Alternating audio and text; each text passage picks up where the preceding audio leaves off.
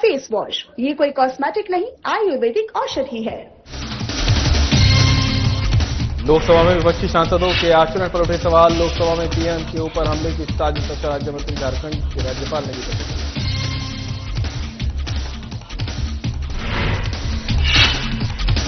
CM Hemant Soren अपनी पत्नी के साथ रजप्पा पहुंचे। मां छिन्नमस्तिका मंदिर में की पूजा अर्चना। सीएम ने की प्रदेशवासियों की सुख समृद्धि की कामना।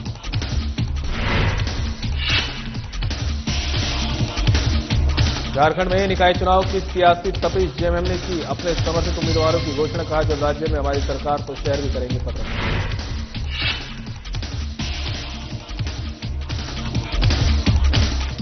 चुनाव चिन्ह आवंटन की प्रक्रिया संपन्न। निर्वाची पदाधिकारी अरविंद कुमार ने दी जानकारी। अध्यक्ष पद के लिए चुनाव मैदान में उतरे 22 प्रत्याशी।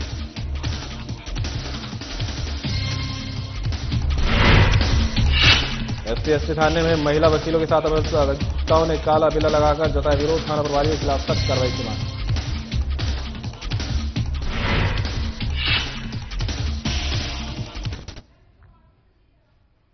नमस्कार, बुलेटिन लेकर मैं हूं आपके साथ संदीप निरंजन सरकार। खबरों का रुख कर लेते हैं। लोकसभा में विपक्ष के सांसदों के आचरण पर रक्षा राज्य मंत्री और झारखंड के राज्यपाल ने सवाल उठाते हुए प्रतिक्रिया दी। लोकसभा में प्रधानमंत्री के ऊपर राहुल गांधी के इशारे पर महिला सांसदों द्वारा हमले किए जाने का प्रयास किया जा रहा था, जिस कारण लोकसभा अध्यक्ष ने प्रधानमंत्री को आने से रोका था, जिस पर लोकसभा अध्यक्ष ने भी लोकसभा के अंदर बातों को बताने का काम किया था।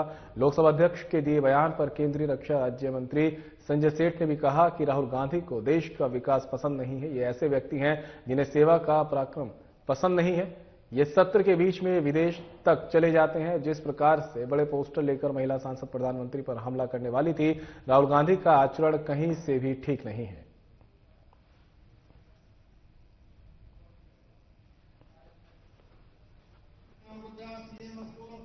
देखो, ये ऐसे व्यक्ति हैं जिनको भारत का विकास पसंद नहीं, भारत की सेना का पराक्रम पसंद नहीं।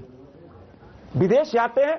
बजट पिछली बार शीतकालीन सत्र चल रहा था, अब छोड़ के भाग गए घूमने। और जो व्यवहार था वो माने एक काला धब्बा था। और जिस तरह प्रधानमंत्री जी धन्यवाद राष्ट्रपति के अभिभाषण पर धन्यवाद देने आ रहे थे, और उसके बाद जिस तरह बड़ा बड़ा बैनर लेकर स्पीकर साहब बोलते रह गए, चेयर बोलता रह गया, आसन बोलता रह गया, लेकिन जिस तरह बढ़ी उनकी सांसद महिलाएं, वो हतप्रभ करने वाली थी। और कल तो माननीय स्पीकर साहब ने बयान दे दिया कि हमने रोका प्रधानमंत्री जी को। लोकसभा में 35 साल रहे, इसलिए हम 89 से सांसदों का आचरण व्यवहार देख रहे हैं और जानते हैं। लोकतंत्री व्यवस्थाओं में कैसे रहा जाए, ये राजनीतिक दल की जिम्मेदारी है। और हमारा मानना है कि अच्छा स्वस्थ लोकतंत्र रहे। जो राजनीतिक दल हैं, उनके दल चलाने वालों को भी बहुत से विषयों पर विचार करना चाहिए, चर्चा करना चाहिए। मुख्यमंत्री हेमंत सोरेन अपनी धर्मपत्नी विधायक कल्पना सोरेन संग आज रजरप्पा पहुंचे, जहां मुख्यमंत्री ने प्रसिद्ध सिद्धपीठ मां छिन्नमस्तिका मंदिर में विधिवत पूजा अर्चना कर माता रानी से समस्त राज्यवासियों की सुख समृद्धि, खुशहाली और उन्नति की कामना की। सीएम ने नारियल बलि देकर रक्षा सूत्र बंधवाया और शीश झुकाकर मां छिन्नमस्तिका से आशीर्वाद प्राप्त किया। वहीं मौके पर धार्मिक पुरोहितों ने परंपरा के अनुसार पूरे विधि विधान से पूजा संपन्न कराई। इस अवसर पर रजरप्पा मंदिर न्यास समिति के सदस्यों ने मुख्यमंत्री हेमंत सोरेन और विधायक कल्पना सोरेन को सप्रेम प्रतीक चिन्ह भेंट कर सम्मानित किया।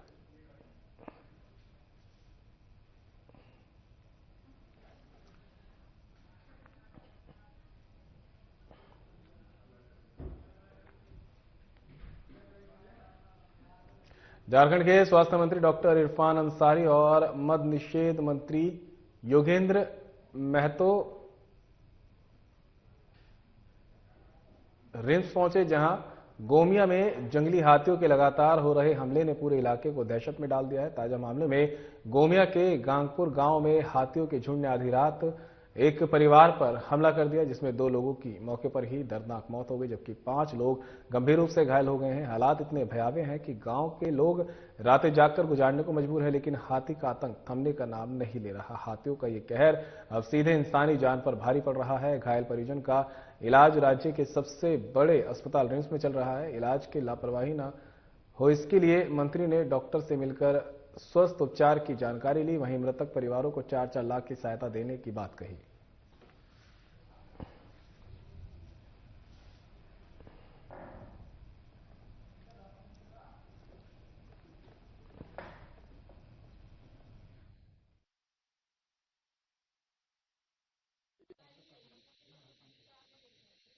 देखिए, राज्य के लिए ये दर्दनाक घटना कहिए, क्योंकि आज सुबह हाथियों के झुंड ने हमारे साथी मंत्री विधानसभा क्षेत्र गोमिया में 2 लोगों की निर्मम हत्या कर दी। हत्या क्या, मार कुचल दिया, और 3 बच्चे और एक लेडीज वो सीरियस है। जानकारी मिलते ही लोकप्रिय मुख्यमंत्री जी ने हम लोगों को कहा कि आप दोनों जाओ और इमीडिएट देखो और क्या बेहतर कर सकते हैं। तो कोई टीम यहाँ लगी है, घायलों का इलाज अच्छी तरह से चल रहा है। बीजेपी झारखंड प्रदेश के अध्यक्ष आदित्य साहू चतरा पहुंचे, जहां वे नगर निकाय चुनाव को लेकर आयोजित सम्मेलन में शामिल हुए। इस दौरान उन्होंने बीजेपी समर्थित अध्यक्ष पद के उम्मीदवार विद्यासागर आर्य के समर्थन में कार्यकर्ताओं और समर्थकों के साथ महत्वपूर्ण बैठक की। बैठक में प्रदेश अध्यक्ष आदित्य साहू ने पार्टी कार्यकर्ताओं से एकजुट होकर चुनावी रणनीति पर काम करने का आह्वान किया है। उन्होंने कहा कि बीजेपी विकास, सुशासन और जनसेवा के मुद्दों के साथ चुनाव मैदान में उतरी है और विद्यासागर आर्य को भारी मतों से विजयी बनाना पार्टी की प्राथमिकता है। सम्मेलन में नगर परिषद क्षेत्र के सभी वार्डों से आए बीजेपी पदाधिकारी, कार्यकर्ता और समर्थक बड़ी संख्या में मौजूद रहे। आदित्य साहू ने कार्यकर्ताओं को बूथ स्तर तक सक्रिय रहने, आम जनता से संपर्क बढ़ाने और सरकार की जनकल्याणकारी योजनाओं को लोगों तक पहुंचाने का निर्देश दिया।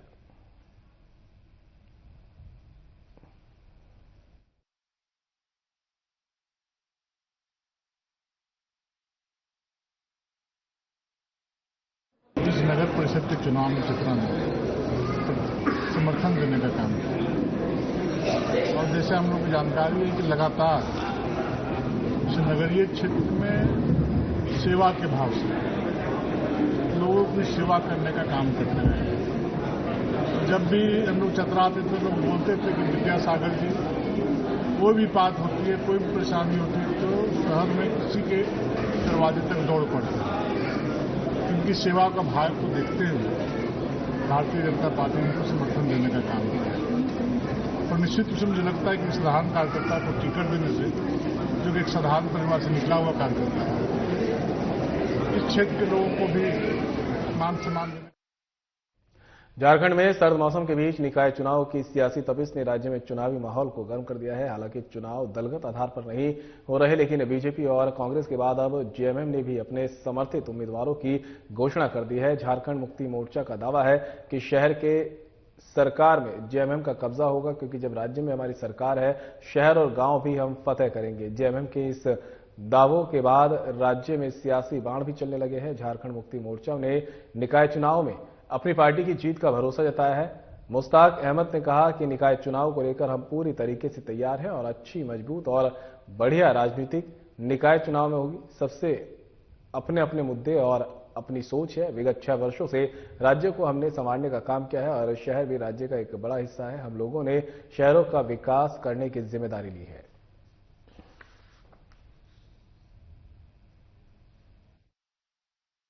भारतीय जनता पार्टी को बढ़त मिली है। इसमें यह नहीं है विधानसभा लोकसभा का चुनाव नहीं है। उस समय हम लोग दलगत लड़े तो आपस में हम लोगों का गठबंधन हुआ। ये चुनाव स्वतंत्र रूप से लड़ा जा रहा है, दलीय आधार पर नहीं लड़ा जा रहा है। इसलिए कांग्रेस में जहां हमारे कार्यकर्ता मजबूत थे, वहां पर हम लोगों ने कैंडिडेट खड़ा किया, और जहां उनके थे उन्होंने खड़ा किया। अब तो फिर रिजल्ट भी पता चलेगा, कहां से कौन जीतेगा, क्या होगा। देखिए, सबसे पहली बात तो यह है कि झारखंड मुक्ति मोर्चा ने झारखंड में पिछले 6 साल से नगर निकाय के चुनाव इसलिए नहीं कराए क्योंकि इनको मालूम था जब भी चुनाव होगा भारतीय जनता पार्टी की भारी जीत होगी और बीजेपी के जनप्रतिनिधियों को नगर निकाय में बैठाने के बजाय इन्होंने अफसरों पर भरोसा किया ताकि हमेशा नगर निकाय में अपनी मनमानी को यह कर सके। दूसरी बात, अगर पिछले विधानसभा और लोकसभा के आंकड़ों को देखेंगे तो मालूम चलेगा जितने भी नगर निकाय में बूथ पड़ते हैं वहां पर हर जगह भारतीय जनता पार्टी को बढ़त मिली है। सुजीत कुमार कुजूर जी भी है यहाँ पर, रीना तिर्की भी यहाँ पर है, बीरू तिर्की भी है। ये सारे लोग जो 6 नाम जो दाखिल किए थे महानगर के मेयर पद के लिए, उसमें से सबों के साथ सहमति बनाते हुए झारखंड मुक्ति मोर्चा रांची जिला समिति और महानगर समिति ने यह निर्णय लिया कि 6 में से तो मुश्किल होगा, इसलिए एक नाम पर सहमति बनी। सबों की सहमति से सुजीत आनंद विजय कुजूर को समर्थन दिया गया है जिला समिति और महानगर समिति की तरफ से। देखिए, नगर निकाय का चुनाव ठीक है कि दलगत आधार पर नहीं हुआ है, लेकिन तमाम राजनीतिक दल नगर निकाय का चुनाव लड़ रहे हैं क्योंकि यह कार्यकर्ताओं का चुनाव है और जो कार्यकर्ता लगातार जनता के बीच है, जनता के सुख दुख में सहभागी है, वैसे कार्यकर्ता वार्ड का चुनाव लड़ रहे हैं और शहर में कांग्रेस पार्टी का जनादेश है, तो उस जनादेश का फलाफल यही निकाय चुनाव में प्राप्त होगा और हमें लगता है कि कांग्रेस तमाम नगर निकाय के चुनावों में अच्छा प्रदर्शन करेगी। राज्य के पर्यटन मंत्री सुदिव्य कुमार सोनू ने दलमा पहुंचकर कई पर्यटन विकास कार्यों का शुभारंभ किया। जहां मंत्री ने कहा कि दलमा में पर्यटकों की सुविधा को ध्यान में रखते हुए मल्टीपर्पज इको टूरिज्म कॉटेज और आधुनिक सुविधाओं से युक्त गेस्ट हाउस का निर्माण किया जाएगा। इसके साथ ही दलमा की चोटी पर स्थित प्राचीन मंदिरों के विकास से धार्मिक पर्यटन को भी बढ़ावा मिलेगा। इस अवसर पर मल्टीपर्पज गेस्ट हाउस का भूमि पूजन पर्यटन मंत्री सुदिव्य कुमार सोनू ने किया। कार्यक्रम में इचागढ़ विधायक सविता महतो और विधायक सोमेश सोरेन भी मौजूद रहे। वहीं पर्यटकों के लिए 5 नई सफारी सेवाओं का शुभारंभ नारियल फोड़कर और फीता काटकर किया गया।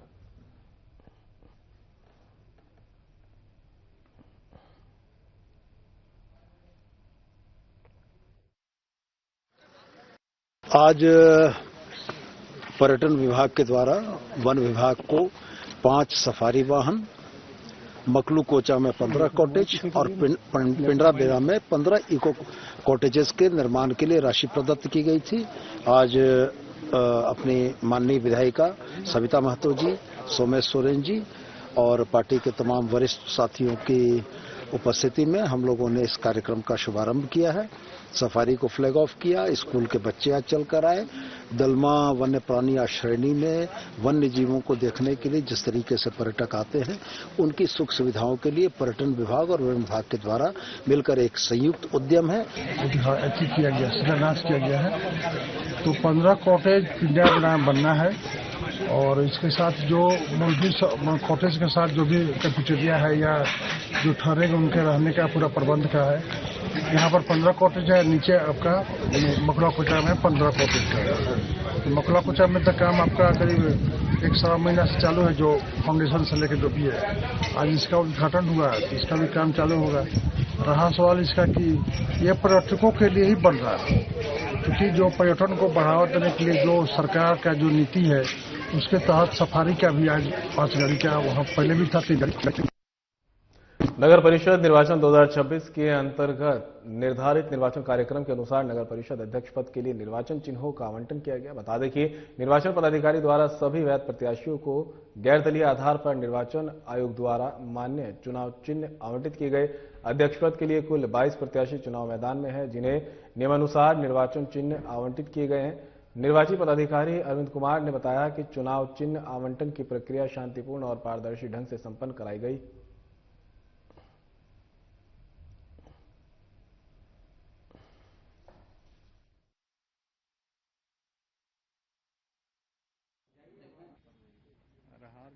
अध्यक्ष पद के लिए कुल 22 अभिकर्ता के द्वारा ये किया गया था, जिसको सही पाया गया और उनको सभी को आज आवंटन चुनाव चिन्ह आवंटित कर दिया गया है। अताउर रहमान को एयर कंडीशनर, अभिषेक कुमार को छड़ी, अमन कुमार चूड़ियां, Mohammad Asik battery charge, Mohammad Irfan Alam bench, Jamuna Prasad biscuit, Mohammad Tanveer Akhtar बक्सा, मोहम्मद तौफीक आलम ईंटें, दिनेश कुमार बाल्टी, Pappu Kumar Jadav camera, Mohammad Bashir Najmuddin carpet, Virendra Das CCTV camera, Rajveer चपाती रोलर, राजेश कुमार चिमनी, राजेश कुमार रोशन नारियल farm, Lakshmi Prashukla computer mouse, Vidyasagar आर्य।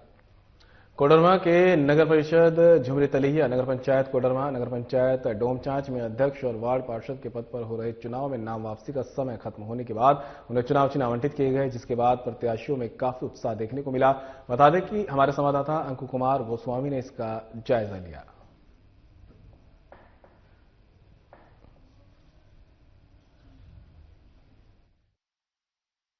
परिषद झुमरी तिलैया और नगर पंचायत कोडरमा के साथ साथ नगर पंचायत डोमचांच में चुनाव का दौर चल रहा है। ऐसे में नाम वापसी की समय सीमा समाप्त होने के बाद जो है वो तमाम उम्मीदवार जो मैदान में डटे रहे उन्हें आज चुनाव चिन्ह आवंटित कर दिए गए हैं, जिसके बाद से है लगातार जो प्रत्याशी है उनके चेहरे पे खुशी दिखनी शुरू हो गई है। वहीं साथ ही साथ आपको यह भी बता दें कि झुमरी तिलैया में अध्यक्ष यानी कि मेयर के पद पर 16 प्रत्याशी चुनावी मैदान में है, जबकि नगर पंचायत कोडरमा से 13 प्रत्याशी अध्यक्ष पद के लिए चुनावी मैदान में है। वहीं डोमचांच नगर पंचायत की बात करें तो 7 प्रत्याशी अध्यक्ष के तौर पर चुनावी मैदान में उतरे हुए हैं। लगातार जो उनके साथ साथ जो वार्ड पार्षद हैं वे भी अपने वार्डों में कैंपेन जो है वो चलाना कहीं ना कहीं शुरू कर चुके हैं। लगातार जो है लोकतंत्र के इस महापर्व में जो है खासकर लोगों में काफी उत्साह देखने को यह मिल रहा है। साथ ही आपको यह भी बता दें कि आगामी 23 फरवरी को जो है वह नगर निकायों में चुनाव होना है और 27 फरवरी के दिन मतगणना सुबह तकरीबन 8 बजे से शुरू हो जाएगी, जिसके बाद जो है वह झुमरी तिलैया नगर परिषद का अध्यक्ष और वार्ड पार्षद कौन होंगे, कोडरमा नगर पंचायत के अध्यक्ष और वार्ड पार्षद कौन होंगे, साथ ही डोमचांच नगर पंचायत के अध्यक्ष और वार्ड पार्षद कौन होंगे, यह तय हो जाएगा।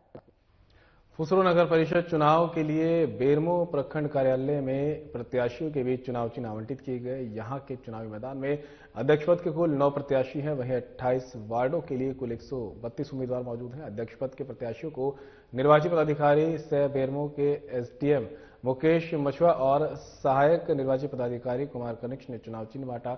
बता दें कि वार्ड संख्या 1 से 7 तक के प्रत्याशियों को आरओ सह बेरमो बीडीओ मुकेश कुमार और एआरओ विनोद प्रसाद ने वार्ड संख्या 8 से 14 तक के उम्मीदवारों को आरओ से बेरमो के सीओ संजीत कुमार सिंह और एआरओ प्रमोद कुमार सिंह ने चुनाव चिन्ह दिए। यहां किसी प्रत्याशी को अलमारी तो किसी को बल्ला, बेबी वाटर, मोतियों का हार, साइकिल पंप, ब्लैक बोर्ड आदि चुनाव चिन्ह मिले।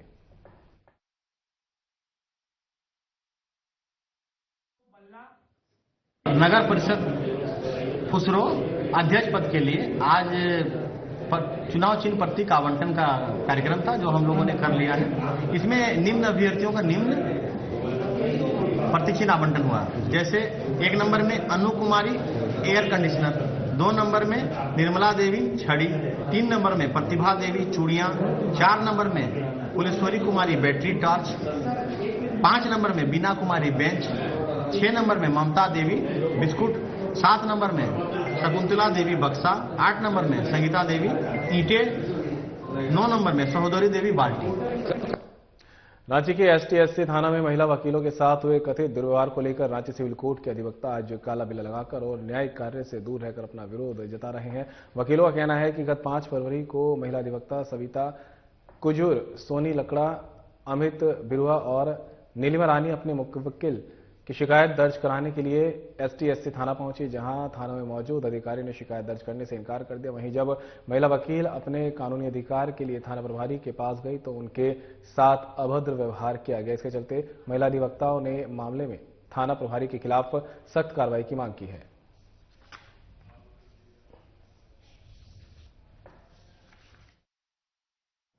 देखिए, ये तो कल हमने बता चुके थे कि हमारी महिला अधिवक्ता के साथ एससी-एसटी थाना में जिस तरीके से व्यवहार और उनको बेइज्जत करके और खींच के बाहर निकालने का काम किया गया है। अधिवक्ता इससे बहुत रोष में है और अधिवक्ताओं के साथ में जब थाना में इस तरह का बिहेव किया जाता है तो आम नागरिक के साथ में क्या किया जाता होगा इसकी कल्पना नहीं की जा सकती। और कोडरमा जिला सिविल सर्जन अनिल कुमार ने प्रेस कॉन्फ्रेंस कर बताया कि राष्ट्रीय फाइलेरिया विलोपन कार्यक्रम के तहत कोडरमा जिला में आगामी 10 फरवरी से 25 फरवरी तक मास ड्रग एडमिनिस्ट्रेशन कार्यक्रम निर्धारित है। इस कार्यक्रम के तहत सर्वजन को एल्बेंडाजोल और आइवरमेक्टिन की एकल खुराक का सेवन किया जाना है।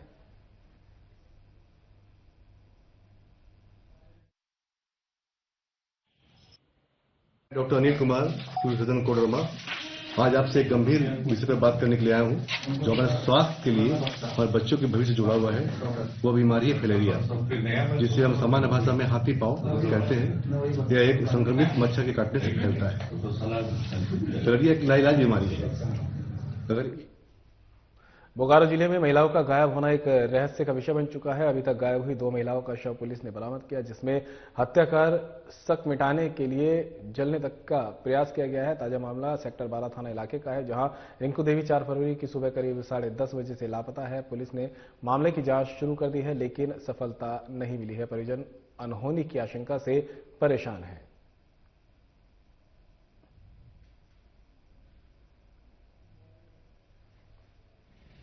बोल गए कि दुकान जा रहे हैं, थोड़ा टाइम लगेगा उससे आने में। अच्छा, बस इतना ही। फिर उसके बाद क्या हुआ? उसके बाद फिर काफी देर तक आई नहीं। पहले कॉल लगा नहीं था 2-3 बार। उसके बाद फिर जब कॉल लगा तो नेटवर्क ठीक नहीं था। फिर उसके बाद लास्ट 11 बजे मैसेज आया कि कुछ ऑर्डर किए थे तो उसके लिए पैसा देना था पार्सल वाले को। कोडरमा जिला के जयनगर प्रखंड की खरियोडी पंचायत के गड़ियाई बिरहोल टोल से 10 बच्चे लापता हो गए हैं। इस घटना से क्षेत्र में चिंता बढ़ गई है। पुलिस ने मामले की जांच शुरू कर दी है। स्थानीय मुखिया राजेंद्र यादव ने बताया कि 1 फरवरी की रात बिरहोल टोला के लोग परसाबाद में एक श्राद्ध भोज में शामिल होने गए थे। जब वे वापस लौट रहे थे, बच्चे उनके साथ नहीं थे।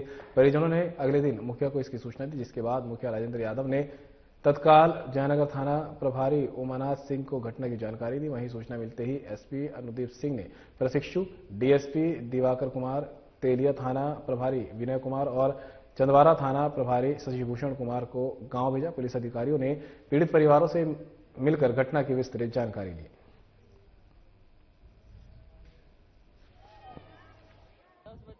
तो आले सुबह हम देखे आकर के पूछे समस्या क्या है, तो उन्होंने बताई कि वो शनिवार को ही परसाबाद गया था बच्चे लोग, पूरी अपने भाषा में बोला, पूरी उड़ी खाने के लिए, सो अभी तक लौटा नहीं।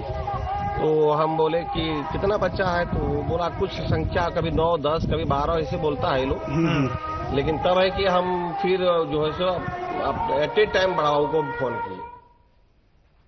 सदर थाना अंतर्गत धमनिया मोड़ के पास तेज रफ्तार सीएनजी गैस टैंकर ने बाइक सवार व्यक्ति को टक्कर मार दी, जिसमें बाइक सवार 70 वर्षीय प्रहलाद सिंह की मौके पर ही मौत हो गई। मृतक सदर थाना क्षेत्र के सोनबिघा गांव के निवासी और चतरा लोकसभा क्षेत्र के सांसद कालीचरण सिंह के चचेरे बड़े भाई हैं।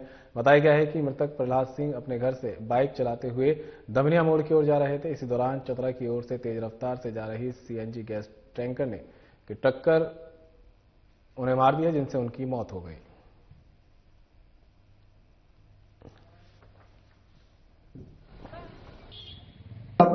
दुर्घटना तो हो ही रहा है जिला में। पिछले साल 140-50 लोग मरे। मैं बार बार प्रशासन को, जिला प्रशासन को, पिछले में दिशा की बैठक में भी कहा था जिला प्रशासन को, इसकी समस्या को दूर करिए भाई। जो कानून हो उसको करिए। आप स्पीडोमीटर वगैरह लगाना या जो स्पीड में गाड़ी चलती है ठोकर देना, मैं बार बार कह रहा हूँ जिला प्रशासन को, तो सुनने के लिए कौन तैयार है? जागरूकता के नाम पर लाखों रुपए आते हैं परिवहन विभाग में। कहाँ आता है, कैसे आता है, क्या बताएं, हम खुद परेशान हैं। इतनी गाड़ियां बढ़ गई है, मत पूछिए। जो बड़का गांव का भी इसी रूट से, बड़का गांव का प्रशासन बड़का गांव को नहीं जाने देता, चतरा होकर के जाता सब।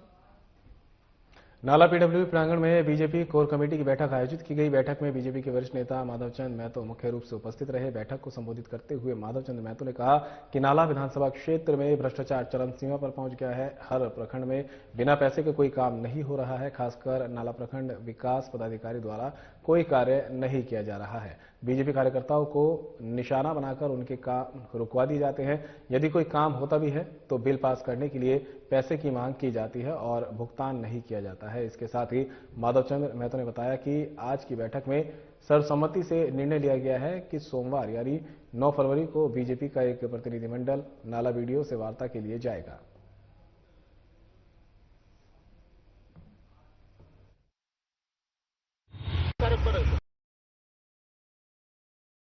नाला के मनमाने रवैये के खिलाफ नाला मंडल, नाला पूर्वी और खैरा मंडल के कोर कमेटी के सदस्यों का आज एक विशेष बैठक हुई भारतीय जनता पार्टी का पीडब्ल्यूडी परिसर नाला में। चूंकि नाला प्रखंड विकास पदाधिकारी के द्वारा कई जनमुद्दे को दिन प्रतिदिन टालने का प्रयास किया जा रहा है। जब भी उनसे कहा जाता है तो आज समय नहीं है, कल समय नहीं है, दिस दैट करके वो टालने की कोशिश कर रही है। फिलहाल बुलेटिन में मेरे साथ इतना ही। दीजिए इजाजत। नमस्कार।